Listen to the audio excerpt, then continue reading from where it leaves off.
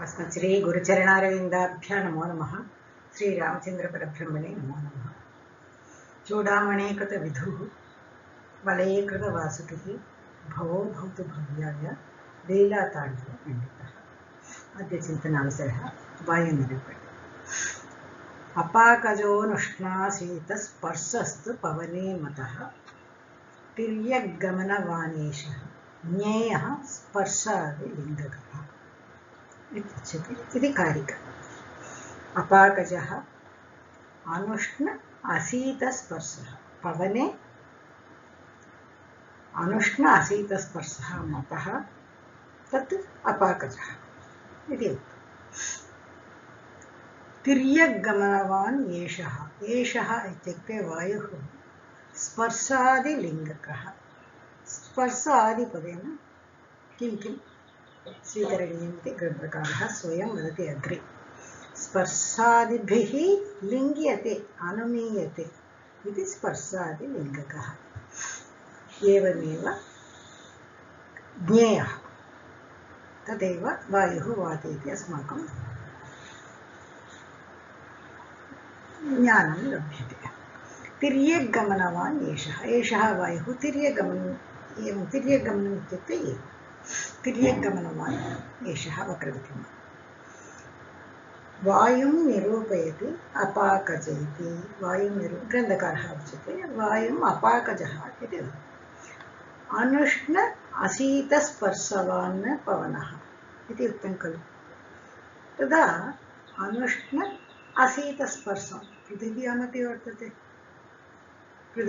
वर्तते एव खलु। अतः तत्र अतिव्याप्तिः स्यात्।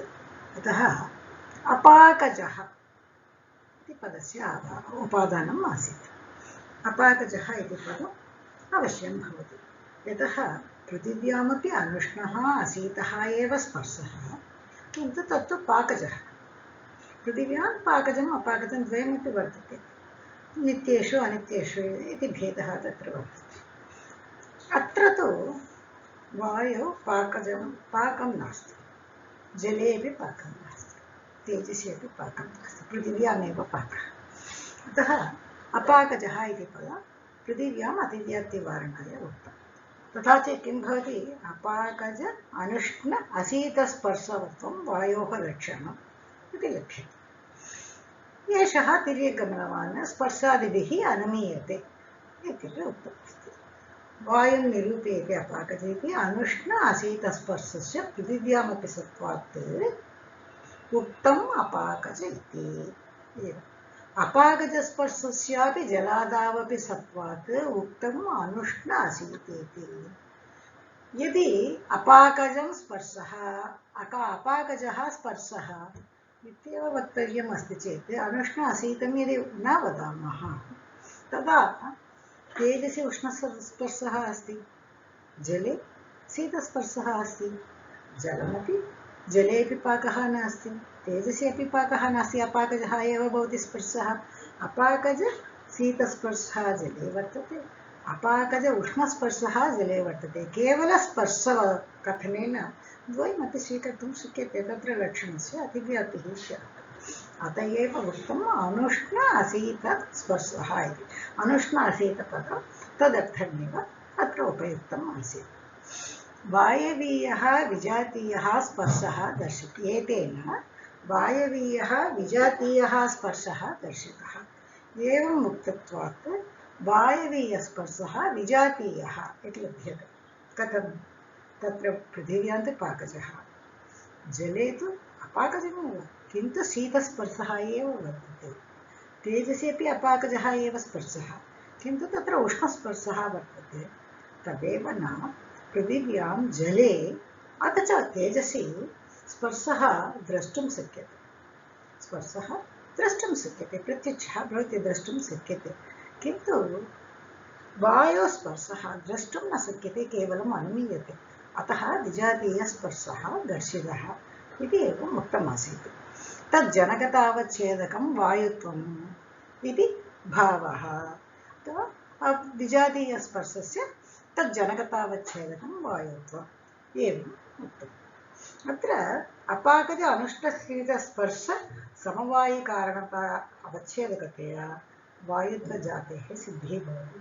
यदा अस्माभिः दृष्टं, पृथिव्यां दृष्टं, जले दृष्टं, तेजश्च दृष्टा, तदा समवायसम्बन्धावच्छिन्न अपाकज अनुष्णशीत अपाकज अनुष्ण अशीतस्पर्शवत्व अवच्छिन्न कार्यता निरूपित तादात्म्य संबंधावच्छिन्न वायुनिष्ठ कारणता किंचित् धर्मावच्छिन्न कारणात्पात् इति अनुमानं तत्र अतः विजातीय स्पर्शत्वावच्छिन्न अपाकज अनुष्णशीतत्वावच्छिन्न जन्यता निरूपित जनकता कुत्र वर्तते? जन्यवायुः वर्तते। तज्जन्यवायुः जनकप्रभृति एवं खलु नित्ये अन्यत् अनित्ये अन्यत् खलु वर्तते। अतः जन्यः वायुः एवं सिद्ध्यति। तदनन्तरं जन्यवायुनिष्ठ जन्यता निरूपित जनकता परमाणुवायुः वर्तते। एवं तत्र वायुत्वजातेः सिद्धिः भवति। तदा एषः वायुः इति वायुनिरूपणे वायुत्वजातो प्रमाणकथनं वायुत्वजाते कथं सिद्ध्यति इति अत्र उक्तमासीत्। एषः वायुः स्पर्शादिलिङ्गकः। लिङ्गकः इत्युक्ते अनिमीयते इत्युक्ते लिङ्ग्यते, स्पर्शादिभिः लिङ्ग्यते, एतेन ज्ञायते अस्माकम् अनुमीयते। अतः स्पर्शादि किं किं भवति इति अत्र वदति ग्रन्थकारः। वायुर्हि स्पर्श शब्द धृति कंपैः अनुमीयते। आदिपदेन स्पर्शात् शब्दमपि स्वीक्रियते, धृतिरपि स्वीक्रियते, कंपनमपि स्वीक्रियते। विजातीयस्पर्शेन स्पर्शं तु अस्माभिः दृष्टमेव, वायोः विजातीयस्पर्शः अस्ति इति। तदा शब्दः विलक्षणशब्देन यदि शब्दः यदि अन्यत्र वयं पश्यामः शब्दः पश्यामः चेत् अभिघातेन नोदनेन किञ्चित् तत्र वर्तते शब्दार्थं तु किञ्चित् अपेक्षते। अत्र तु विलक्षणशब्देन यदा वायुः वाति वृक्षेषु पत्राणि मर्मर् एवं शब्दं तत्र अस्माभिः श्रूयते। तत्र अभिघातार्थं वायुः द्रव्यः अस्ति किन्तु दृश्यते वा इति चेत् द्रष्टुं न शक्यते। रूपरहितं द्रव्यं तत्र वर्तते इति अनुमीयते। तद तेनैव एषः शब्दः अपि वर्तते तत्र इति अनुमीयते एव। अतः विलक्षणशब्देन इत्युक्तं। तदैव तृणादीनां धृत्या इत्युक्ते धारणेन। यदि वयं कन्दुकं क्षिपामः उपरि, कन्दुकं भूमौ पतति गुरुत्वाकर्षणशक्तिः। यदि मध्ये वयं हस्तं न्यसामः, हस्तम् एवं कृते किं भवति? कन्दुकं हस्ते आगच्छति। तत्र प्रतिबन्धकः अस्माकं हस्तः भवति। यतः भूमौ न पतति, हस्ते पतति। एवमेव अत्रापि वायौ वापि सति सूक्ष्मकणाः, अल्पकणाः, तृणाः सर्वमपि यदि उपरि गच्छति वायोः वेगेन, भूमौ तु पतनम् आवश्यकं खलु। गुरुत्वाकर्षणशक्तिः वर्तते खलु, किन्तु ते न पतन्ति, पतनशीलाः न भवन्ति। अतः अस्माभिः अनुमीयते तत्रापि प्रतिबन्धकरूपेण रूपरहितं द्रव्यम् अस्ति, तदेव वायुः इति वयं वदामः। तृणादीनां धृत्या, तृणादीन् धारयति कः? वायुः। तदैव शाखादीनां कम्पनेन पूर्ववत् इति शाखादीनां कम्पनं भवति। वृक्षे पवने वाति सति शाखादिषु कम्पनं भवति। कम्पनार्थम् अन्यद् द्रव्यं किञ्चित् अपेक्षते, स्वयं स्थितः कम्पनं न भवति तत्र। अतः अत्रापि रूपरहितं द्रव्यम् अस्ति। तद्रूपरहितद्रव्यमेव वायुः इति अनुमीयते। एवं स्पर्शादिभिः अनुमीयते। स्पर्शं कथमस्ति? विजातीयस्पर्शं। शब्दं कथमस्ति? विलक्षणशब्दः। तृणादीनां धृत्या शाखादीनां कम्पनेन च पूर्ववत्। वायुः द्विविधः, नित्यो नित्यश्च। यदा सर्वेषु द्रव्येषु उक्तं, पृथिव्यादिषु उक्तं, तदेव वायुः अपि द्विविधः भवति, नित्यः अपि भवति, अनित्यः अपि भवति। नित्यः परमाणुरूपः भवति, जनकादिप्रभृति अनित्यः भवति। अनित्यः एव सदा अवयवसमेतः भवति इत्यपि अस्माभिः दृष्टमेव अस्ति। सोऽपि त्रिविधः शरीरेन्द्रियविषयभेदात् वायुरपि त्रिविधः शरीर इन्द्रियविषयभेदात्। अनित्यपृथिव्यामप्येवम् उक्तम्, अनित्यजलेऽपि उक्तम्, अनित्यतेजस्यपि उक्तं, पुनस्त्रिविधाम् एवं शरीरेन्द्रियविषयभेदात् इत्येव उक्तम्। तदेव अत्रापि वदति, किन्तु वायुः तु चतुर्विधम् इति अग्रे ग्रन्थकारः वदति। इदानीं तु त्रिविधं किमर्थम् उक्तं चेत् सौलभ्यार्थमेव उक्तम् इति वदति। पूर्ववन् नित्यताद्युक्तं देहव्यापित्वगिन्द्रियम् इति तत्र वर्तते। यदा पूर्ववत् इत्युक्ते पृथिव्याविषये यदा दृष्टं तदेव नित्यतादियुक्तं, नित्यता अनित्यता शरीरे इन्द्रियविषयभेदात्। एतद्भिः देहव्यापित्वगिन्द्रियं, तत्र इन्द्रियं तु त्वगिन्द्रियं भवति।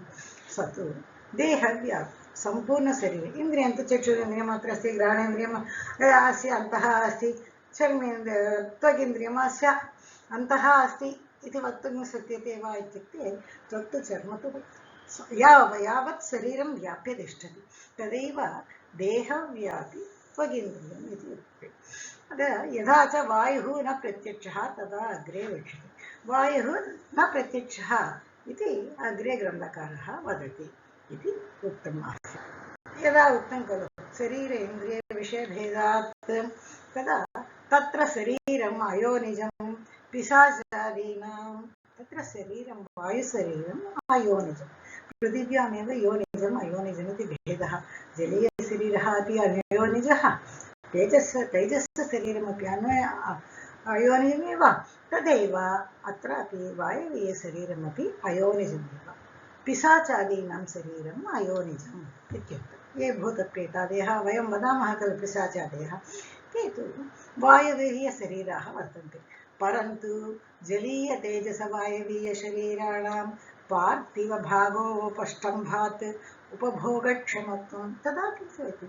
यदि शरीरः नास्ति, एवमेव जलीयशरीरं वायवीयशरीरं वातिवायवीयशरीरं जलीयशरीरं प्रवहति, एवमेव तेजस्शरीरम् एवं गच्छति। तदा तु तेषां भोगक्षमः, तेषां जन्मनि भोगार्थं खलु, उपभोगार्थमेव खलु शरीरं भवति।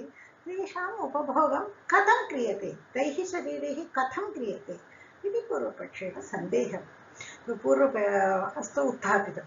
तदा वदति एव, परन्तु जलरूप तेजसरूप वायुरूपशरीराणां पार्थिवभाग उपष्टम्भात्, पार्थिवभागं तत्र उपष्टम्भं युक्तं भवति, संयुक्तं भवति। तेन तेषां भोगक्षमत्वं सिद्ध्यति। अत एव तैरपि भोगः सुखं वा दुःखं वा भुञ्जति इति उक्तं। जलादीनां यदा पार्थिवभागः अपि तत्र वर्तते चेत् शरीरं पार्थिवमिति वक्तव्यं खलु। किमर्थं जलीयं शरीरं, तेजसशरीरम्, अन्यथा वायुवीयशरीरम् इति वक्तुम् आवश्यकता किम् इत्युक्ते तदा नास्ति। जलादीनां जलीयशरीरे तैजसशरीरे वायवीयशरीरे च जलीयत्वादिकं, जलीयत्वं तेजसत्वं तदैव वायवीयम् अपि तत्त्वं तत्र प्राधान्यात् वर्तते। समवायसम्बन्धेन जले समवायसम्बन्धेन जलीयशरीरं, तेजससमवायसम्बन्धेन तेजसशरीरं, समवायसम्बन्धेन वायुशरीरं वर्तते। पार्थिवभागं तत्र यद्यपि पार्थिवभागम् उपष्टम्भः, तत्र उपष्टम्भं तत्र वर्तते, तत्तु निमित्तकारणमेव इति वायवीयशरीरनिरूपणम्। अत्रैव विशेषः तमाह देहव्यापेति। अत्र विशेषः किम्? अन्यत्र इन्द्रियाणाम् अन्यत् भागः अस्ति, अत्र तु देहव्यापी, सम्पूर्णदेहे व्याप्य तिष्ठति। शरीरव्यापकं स्पर्शग्राहकम् इन्द्रियं त्वक्, शरीरव्यापकं स्पर्शग्राहकम् इन्द्रियं त्वक्, तच्च वायवीयं रूपादिषु मध्ये स्पर्शस्येवाभिव्यञ्जकत्वात्। अङ्गसत्वक् तच्च वायवीयं किं वदति एतत् अनुमानं वदति तच्च वायवीयं तच्च इत्युक्ते त्वगिन्द्रियं पक्षः वायवीयं तत्र साध्यं भवति रूपादिषु मध्ये स्पर्शस्य एव अभिव्यञ्जकत्वात् इति तत्र हेतुः तत्र स्पर्शस्यैव अभिव्यञ्जक रूपादिषु मध्ये स्पर्शस्यैव अभिव्यञ्जकत्वात् अङ्गसङ्गि सलिल शैत्य अभिव्यञ्जक व्यजनपवनवत् अङ्गसङ्गि शरीरे सङ्गं यः सङ्गेन यः वर्तते सलिलं जलं वर्तते तस्य शैत्य अभिव्यञ्जक तस्य शैत्यस्य अभिव्यञ्जकः भवति व्यजनपवनवत् यदा व्यजनेन यदा व्यजनं तत्र वाति चेत् तत्र शैत्यम् अनुभूयते यद्यपि वयं यदा स्नानं कर्तुं वयं स्नानं कृत्वा आगच्छामः उष्णजलेन वा शीतजलेन वा किञ्चित् जलस्य स्वरूपं तु शैत्यमेव शीतस्पर्शः एव जले वर्तते तत्र जलः यदि परिश्रमानन्तरं स्वेदः भवति तत्रापि जलमेव खलु वर्तते जलस्य स्वभावं शैत्यं शीतस्पर्शः एव जले वर्तते किञ्चित् तत्र अभिव्यञ्जकं भवति वा यद्यपि स्वेदः जलमेव यद्यपि स्नानानन्तरं शरीरे अङ्गसङ्गि सलिलमेव तदापि शैत्यस्य अभिव्यञ्जकः भवति वा तत्र भवति वा इत्युक्ते न भवति किन्तु तदनन्तरं यदा व्यजनपवनं यदा भवति तदा तु शैत्यम् अनुभूयते अस्य कः अर्थः इत्युक्ते तस्य जलस्य शैत्यं प्रथमम् अभिभूतः आसीत् न अभिव्यञ्जकः अभिभूतः एव आसीत् यदा पवनः वाति तदा तु वायुकारणात् तत्र जले शैत्यम् अभिव्यञ्जकः भवति इति तत्र अतः वायवीयस्य एतत् दृष्टान्तरूपेण उक्तम् अङ्गसङ्गि सलिलशैत्याभिव्यञ्जक व्यजनपवनवत् इति एतत् दृष्टान्तमेव अनेन तत्र त्वगिन्द्रियं वायवीयं रूप इति अस्माभिः इन्द्रियाणि तु अतीन्द्रियाणि एव यद्यपि वयम् एवं वदामः किन्तु एतत् चर्मत्वगिन्द्रियं न भवति तस्य अन्तः अधः भवति इन्द्रियं तु केनापि न दृश्यते यतः अतीन्द्रियाणि इन्द्रियाणि सर्वं चक्षुः इति वदामः चक्षुः अन्तः यः चक्षुरेन्द्रियं तदन्यत् एवमेव इन्द्रियाणि अतीन्द्रियाणि एव भवन्ति विषयं दर्शयति प्राणादिः इति शरीरम् इन्द्रियम् अनन्तरं विषयं दर्शयति प्राणादिः यद्यपि अनित्यः वायुः चतुर्विधः तस्य चतुर्विधा प्राणादिः इत्युक्तम् आकरे तथापि संक्षेपादेव त्रैविध्यम् उक्तम्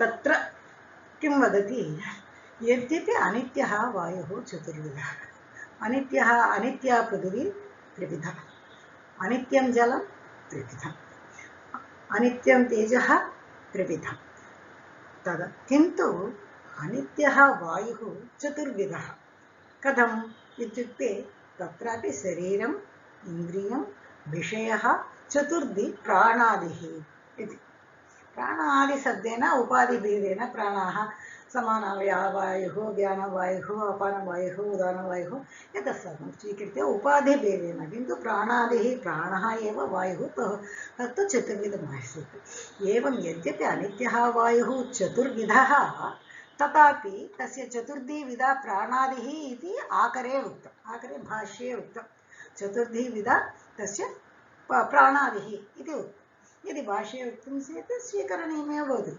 चतुर्विधः तत्र शरीरेन्द्रियविषयभेदात् इति नास्ति शरीर इन्द्रिय विषय प्राणभेदात् चतुर्विधः वायुः इति वक्तव्यम् आसीत् किन्तु तत्र कथम् उक्तम् इत्युक्ते तथापि संक्षेपादेव त्रैविध्यं संक्षेपार्थमेव ग्रन्थकारेण तत्र त्रैविध्यम् अन्नंभट्टमहाशयैः तत्र उक्तमासीत् प्राणस्तु एकः एव प्राणादिः इत्येवम् उच्यते चेदपि प्राणः तु एकः एव हृदादि नानास्थानवशात् मुखनिर्गमादि नानाक्रियाभेदात् च नानासंज्ञां लभते प्राणः एकः एव प्राणः एकः अपि सन्नपि यदि हृदि प्राणः गुदे अपानः समानः नाभिसंस्थितः उदानः कण्ठदेशस्थः व्यानः सर्वशरीरगः इति श्लोकमपि अस्ति तदा यद्यपि वयं प्राणवायुः अपानवायुः समानवायुः